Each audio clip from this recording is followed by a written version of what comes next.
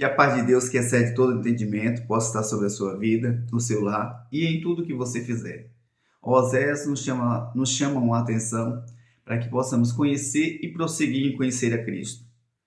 Para assim como está escrito em Romanos, para que possamos experimentar qual seja a boa, agradável e perfeita vontade de Deus. Renovamos os nossos pensamentos em Cristo, para não nos conformarmos com esse mundo.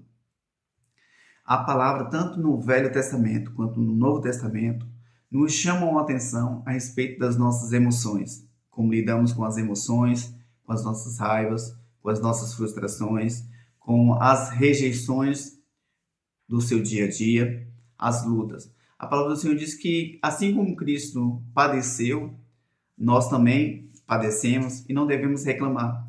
Porque a palavra do Senhor diz que lá em João capítulo 14, ele disse: olha, eu vou para o Pai, vou vos preparar-vos um lugar. Mas não se preocupe, não turbe os vossos corações, porque deixarei contigo o Consolador, para que os ajude dia a dia nas suas dificuldades, nas suas batalhas, nas suas ansiedades, nas suas frustrações, para que você continue e tenha força o suficiente para caminhar, continuar caminhando. Porque a palavra do Senhor diz que Ele nos deu uma direção, nos deu uma promessa, e essa promessa, se obedecermos a palavra do Senhor, alcançaremos. A palavra diz que é melhor obedecer do que sacrificar. Muitos de nós, às vezes, sacrificamos porque não conhecemos a Cristo. Não procuramos conhecer qual, de fato, é o verdadeiro sentido de ser um verdadeiro cristão, de ser um discípulo. Porque a palavra nos chama a atenção. É melhor obedecer do que sacrificar. E às vezes sacrificamos sem necessidade. Se atentarmos para a sua palavra e obedecermos a sua palavra, a palavra do Senhor diz que tudo vai bem em nossas vidas. Porque vamos ser guiados não pela circunstância, não pelo aquilo que vemos, não pelo aquilo que ouvimos, mas pela palavra do Senhor. Se o Senhor nos diz que não estamos só, que temos um ajudador que vai nos ajudar nos momentos mais difíceis, e que se as aflições vierem, essas lutas não nos matarão se assim permanecermos em Cristo. A palavra do Senhor diz que em tudo devemos buscar ao Senhor. Em Eclesiastes 3 diz que há tempo para todas as coisas. Há tempo para todas as coisas. Essa luta, ela não é para te matar, mas é para te fortalecer. Essas afrontas não é para te parar, é para que você tenha força o suficiente para batalhas maiores, a qual o Senhor vai te pôr e te dar vitória também. A palavra do Senhor nos diz que temos o livre-arbítrio. O Senhor nos deu o livre-arbítrio para escolhermos com quem vamos nos casar, aonde vamos trabalhar, com quem nos relacionamos em termos de amizade, quem será o nosso presidente, quem será o nosso senador, deputado, prefeito, vereadores, enfim. A palavra do Senhor diz que o Senhor nos deu uma escolha. E quando analisamos no livro de 1 Samuel, que Deus ordenava ao povo como eles deveriam proceder. Mas o povo estava cansado e queria uma autoridade humana aqui na terra.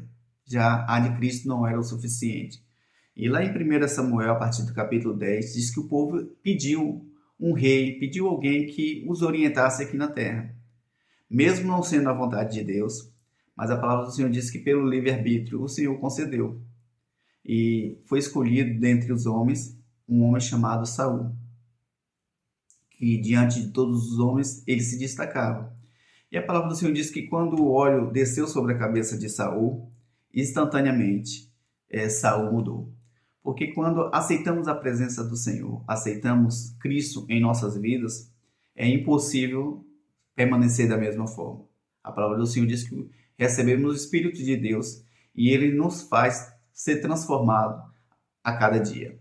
Nos dias de hoje, temos a presença do Espírito Santo para que possa nos ajudar, nos moldar, nos tornar diferente, tomarmos um caminho contrário àquele a qual seguimos quando não tínhamos a direção de Cristo. E a palavra do Senhor diz que Saul, em tudo que ele fazia, ele tinha êxito, porque o Senhor era na vida dele. Mas, assim como Saul, nos dias de hoje, às vezes achamos que Deus está demorando, tardando, para que nos dê aquilo que precisamos. Saul recebeu uma ordem, uma direção do sacerdote Samuel, que ele esperasse até ele voltasse, para que ele voltasse, para que então fizesse sacrifício. Mas pela opressão, pela pressão do povo, e o povo temendo que estava sendo coagido, cercado pelos filisteus, o povo temeu e Saul atendeu à sua pressão. Ele mesmo praticou o sacrifício. E naquela época, no Velho Testamento, pessoas específicas eram direcionadas para realizar sacrifício. E Saul, ele não tinha sido chamado para realizar sacrifício. Ele foi aceito por Deus para que liderasse um povo, mas de forma nenhuma ele poderia dar o sacrifício, fazer o sacrifício. Mas ele não aguentou a pressão, assim como às vezes eu e você, de acordo com a pressão que o mundo nos coloca no nosso trabalho, no nosso convívio, a respeito do que devemos fazer ou não, mas vai de encontro à palavra do Senhor. A palavra do Senhor nos diz que quando vai de encontro à palavra do Senhor, não devemos abrir mão do posicionamento que temos em Cristo. Quando aceitamos a pressão da sociedade, dos nossos amigos, familiares, para fazer aquilo que é contrário à vontade de Deus, a lei da física diz que toda ação tem uma reação. E temos consequência quando desobedecemos a palavra do Senhor. Quando queremos sacrificar, ainda que a sua intenção seja boa, mas se é contrário à palavra do Senhor, não devemos sacrificar, devemos obedecer. Se o Senhor disser, espere, você tem que esperar. Se o Senhor disser, vá, você pode ir. Mas se, na palavra aqui do Senhor, diz que Samuel deu uma direção para Saul, que ele deveria esperar. Passados-se 7 dias, o povo já aflito, e Saul cedeu à pressão do povo. Não estou dizendo que é fácil permanecer fiel à palavra do Senhor, quando uma multidão está gritando para que você abra mão daquilo que o Senhor te falou. Mas, assim como eu falei, toda ação tem uma reação. O meu compromisso, o seu compromisso, não é com o homem, mas assim com a palavra do Senhor. Se ele está dizendo que é para esperar, você espere, porque senão as consequências serão terríveis para você e para todos aqueles que estão à sua volta. Até mesmo aqueles que te pressionaram para que você fizesse contrário à vontade de Deus, eles também vão ser prejudicados. E a palavra do Senhor diz que Saul já não aguentava mais a pressão e atendeu o apelo do povo e fez o sacrifício para ver se livrava dos filisteus. E assim que ele fez o sacrifício, prestou o sacrifício, chega o profeta Samuel e fala, mas o que fizeste? Ele pensei que não viria e eu mesmo fiz o sacrifício. E a palavra do Senhor diz que vem sobre Saul, terrível coisa fizeste. A partir de agora passa-se o teu reinado. Naquele exato momento, Saul estava perdendo o direito de permanecer como rei diante daquele povo. E ele se arrependeu, mas a palavra do Senhor nos chama a atenção que há pessoas que, por mais que ela se arrependa, o seu arrependimento não é verdadeiro, é simplesmente de boca, mas dentro de si não teve nenhuma mudança. E muitas pessoas perguntam por que Deus aceitava o pedido de Davi e não aceitava o pedido de Saul. Porque Davi, ele quando buscava no Senhor, ele se arrependia de verdade. Por mais coisas erradas que ele fizesse, ele se arrependia de verdade. Já Saul, ele não se arrependia. E isso devemos buscar constantemente a orientação do Senhor, porque podemos perguntar, mas por que Deus aceita de uns e não aceita de outros? Porque a palavra nos chama a atenção que Deus vê não segundo a aparência, não segundo o que as pessoas querem mostrar, mas o que está no seu coração. Porque o Senhor diz que Ele esquadrinha os pensamentos e a intenção do coração. Ele sonda. E ninguém pode enganar ao Senhor. Quem poderá enganar ao Senhor?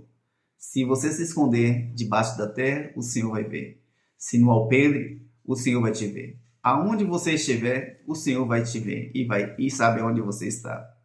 E a palavra do Senhor diz que Saul perdeu o direito do seu reinado e Deus escolhe um novo rei. E diante da sociedade que hoje nos preocupamos tanto em quem vai nos ver, nos visualizar, como seremos conhecidos diante dos homens, eu quero trazer para você aqui algo que às vezes você não está perceptível, mas o Senhor sabe onde você está. As pessoas ficam procurando alguém que possa o ajudar, para que possa se destacar, para que possa ser visualizado, para que possa ser visto, para que possa ser reconhecido. Mas ouça aqui o exemplo do Senhor a respeito da vida de Davi. A palavra do Senhor diz que quando Deus orienta a Samuel para que fosse até uma casa de um belenita chamada Jessé, que continha alguns filhos, 7 filhos, e a palavra do Senhor diz que o escolhido do Senhor não estava no meio dos filhos de Jessé quando o profeta chegou na casa. Quando o profeta Samuel chega na casa de Jessé, o belmita, Jessé se depara com Eliabe, e porque quando olhar para Eliabe, ele tinha todas as características, era um homem alto, forte, preparado para a guerra. Mas a palavra do Senhor diz que o Senhor o rejeitou, porque eu conhecia o seu coração. Vai para o segundo, Abinadab, que também era homem preparado para a guerra, e o Senhor disse para Samuel, não é esse. Vai para Samar e disse, não é esse. Passaram-se os filhos de Jessé, e o profeta pergunta, por acaso não tem outro filho? Porque não são esses que o Senhor escolheu. E a palavra do Senhor diz que houve desdenho da parte de Jessé. Olha, só tem o mais novo, que lá está cuidando das ovelhas, das poucas ovelhas, está no campo. E o profeta manda chamar, e ninguém senta à mesa até que Davi chegue. Estava no campo trabalhando, não era visto, não estava no momento, então não se preocupe se você não está sendo visto no meio de onde você está.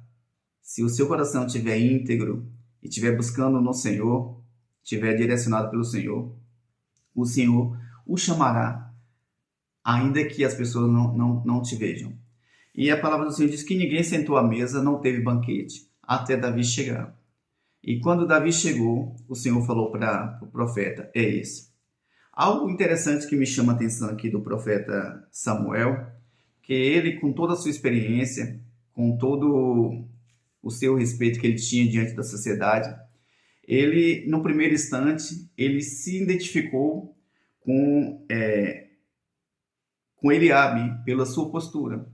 Mas algo interessante que me chama a atenção aqui é que o profeta ele poderia ter mantido a sua palavra para não dizer que se atentou somente para as vistas, pela aparência. Mas ele buscou em Deus a direção e reconheceu, não é esse aqui. Eu estou olhando pelos olhos humanos, mas o Senhor quer que eu veja pelos olhos da fé. E quando olhamos pelos olhos da fé, nem sempre é a escolha do Senhor aquele que achamos que é segundo os nossos olhos, segundo aquilo que nos apresenta e aparenta. E a palavra do Senhor diz que então desceu sobre a cabeça de Davi o óleo, e naquele momento ele foi consagrado a rei. Mas algo interessante aqui que Davi, ele não tomou posse logo do reinado. Ele teve um tempo, assim como eu falei que em Eclesiastes há um tempo para todas as coisas, houve um respeito pelaquele que estava na liderança. E a palavra do Senhor diz que à medida que Davi foi ungido como rei, o Espírito do Senhor sai de Saul e Saul é atormentado pelo espírito maligno. Quantas pessoas a gente conhece que elas são atemorizadas, elas são perturbadas mentalmente, na sua mente, e há uma opressão sobre a sua vida e ela não consegue lidar. E então foi dado um conselho para que buscasse alguém que tocasse uma harpa. E naquele exato momento, alguém falou, olha, tem o filho do Jessé, o belmita, que sabe tocar harpa. Porque a presença do Senhor, quando está na sua vida, quando você está, as pessoas querem estar próximo. Então, mandaram chamar o Davi para que viesse a tocar a harpa quando Saul começasse a se agitar, começasse a se perturbar. Porque no momento que a presença de Deus não está nas nossas vidas, o inimigo tem total liberdade para atuar em nossas vidas. Mas se você busca no Senhor, ora, jejuma, consagra, medita na palavra, de forma nenhuma o espírito maligno ele pode estar na sua vida. Ele pode até tentar rodar, porque a palavra diz que aquele que está de pé, pensa que está de pé, cuide para que não caia. Porque em fração de segundo, podemos deixar de falar a palavra de Deus e o espírito maligno perturbar as nossas mentes se nós não tivermos voltado para Deus. E então, todas as vezes que Saul era perturbado, Davi tocava a harpa e a presença do Senhor que estava na vida de Davi, através do louvor da harpa, Saul era liberto. Todas as vezes que ouvia, Saul era liberto. E a palavra do Senhor diz que foi passado o tempo e houve uma guerra, houve uma afronta. À medida que Saul queria se manter de todas as formas no reinado, mas Deus já tinha o destituído. E ele tentava de todas as formas, até que os filisteus convocaram uma guerra, e vai os israelitas, comandados por Saul, e os filisteus tinham um homem lá, tinha uma envergadura que era o maior, atemorizava as pessoas somente pelo seu aspecto. E quantos de nós somos atemorizados pelo que ouvimos e pelo que vemos, e não somos orientados pela palavra do Senhor? Então devemos ter muito cuidado com o que ouvimos, com o que vemos. Se você está buscando no Senhor, independente do tamanho do obstáculo, se você estiver em Deus, você vai vencer. Então, enquanto os seus irmãos estavam lá se preparando para a guerra, o seu pai Jessé envia Davi para que fosse levar um mantimento para os seus irmãos e levasse também uns presentes para o rei. Então, Davi, quando chega lá, vê todo um exército preparado, mas aflito, com medo, pelo aquilo que eles estavam vendo. E do outro lado tinha o Golias. Todos nós conhecemos essa passagem, porque é demonstrada pelas telenovelas. Então fica mais fácil de você entender. Enquanto estava lá Golias afrontando o povo de Deus, chega Davi e pergunta: mas o que se passa? Por que esse incircunciso está blasfemando contra o nosso Deus e não vamos contra ele? E não tinha nenhum homem sequer que tinha a coragem de enfrentar aquele homem, porque aquele homem ele passava pavor, passava medo e paralisava as pessoas. Então Davi disse: olha, eu vou lutar contra aquele gigante. E aqueles que estavam à sua volta, preparados para a guerra, riram. E o seu próprio irmão disse: pastor de poucas ovelhas, volta o que você estava fazendo e deixe continuar aqui, que isso aqui é para quem sabe, quem está acostumado, que tem aptidão, que foi preparado para isso. Mas não tem a ver com quem está preparado, tem a ver com quem está obedecendo a palavra do Senhor. A palavra do Senhor diz que então Davi vai e se prontifica. Como não tinha uma opção, deixaram. E algo interessante aqui que Saul queria dar suas armaduras para Davi. Mas a sua armadura de Saul era muito pesada, porque Saul era um homem imponente, grande, forte, e a palavra do Senhor diz que Davi, apesar de ter boa aparência, era um menino, era um adolescente. E Davi tentou usar a roupa de Saul, mas não foi muito bem. Assim é o que o Senhor tem para mim e para você também. Não tente usar aquilo que é de outra pessoa em você. Use aquilo que o Senhor está te dando. Porque se você tentar usar algo que não é seu, de outra pessoa, você vai tropeçar, você vai ser frustrado, vai se frustrar e não vai alcançar aquilo que você tem que fazer. A palavra do Senhor diz que então Davi deixou de lado e foi somente, pegou algumas pedras e foi. O filisteu, quando olha para Davi, olha, mas por acaso sou um cão para que você venha com pedras e pau para mim? Ainda hoje darei a sua cabeça e o seu corpo para as feras. E a palavra do Senhor diz que o Espírito que estava de Deus estava em Davi, não deixou que Davi se amedrontasse, não deixou que Davi se acovardasse, mas que fosse para a guerra. Então vem aquele homem de alta estatura e o povo está dizendo: olha, se porventura ele falhar, todos nós pereceremos. E de fato eles achavam que ia perecer, porque Davi, eles olharam para a aparência de Davi, mas não olhavam que Deus estava com Davi. Então o gigante Golias fala assim: olha, se eu vencer, vocês se tornarão os nossos escravos. Se vocês vencerem, que eu acho impossível, nós nos tornaremos escravos de vocês. Então vem Davi e vem Golias. A palavra do Senhor diz que Deus dá a direção a Davi. Davi coloca uma pedra, uma funda no seu estilingue, lá na Bahia chamamos de estilingue, e lança a pedra no meio da testa do gigante. O gigante vem abaixo. E a palavra do Senhor diz que Davi então pega a espada do gigante e corta-lhe a cabeça e coloca como troféu. Você imagina que, pela circunstância, Davi não tinha chance nenhuma de conseguir. Humanamente, Davi não tinha condição nenhuma de vencer aquele homem que era preparado para a guerra. É por isso que a palavra do Senhor diz que devemos conhecer e prosseguir em conhecer a Cristo. Então, humanamente, ele não tinha preparo aos olhos dos homens. Mas a palavra do Senhor diz que enquanto ele trabalhava no campo para defender as ovelhas do seu pai, ele lutou contra o urso, lutou contra o leão. Então, as pessoas não viram que eles estavam preparados. Via somente o seu aspecto que ele estava no campo. Então, tudo que você fizer, busque a direção do Senhor. Faça segundo a vontade de Deus, que você terá êxito.